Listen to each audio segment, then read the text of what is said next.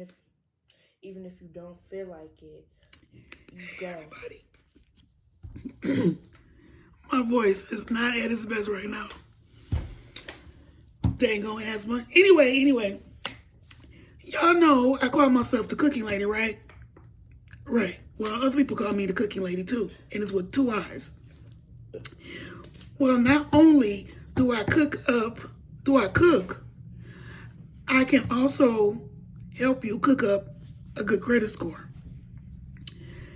I have some ingredients to help you reach that 800 credit score. So the first ingredient is you need to know your budget.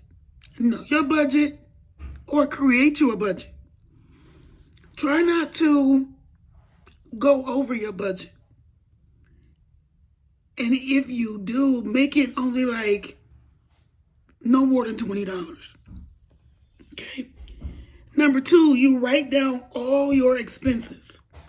Write down all your expenses from food to gas for your vehicle, lights, electric, gas bill, cable, internet, rent, mortgage, car insurance, all of that. Write down all your expenses and total it up and compare it with your budget.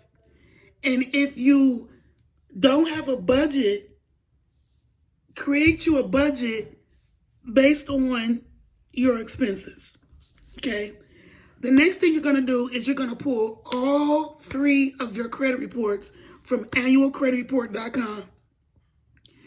Right now, they are offering, because of the COVID situation, they are offering 1 free credit report every week.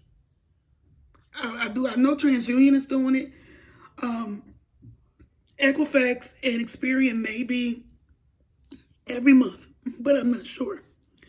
So you're going to pull all your credit reports from annualcreditreport.com, and then you're going to read over your credit reports.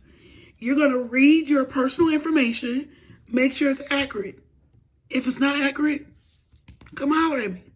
I can help you get it accurate and get it removed. Did you know that your personal identifiers, PIs, can cause your credit score to decrease or increase? Yeah, you need to holler at me.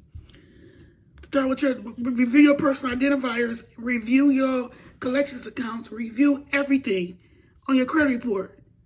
And there may be some discrepancies on there.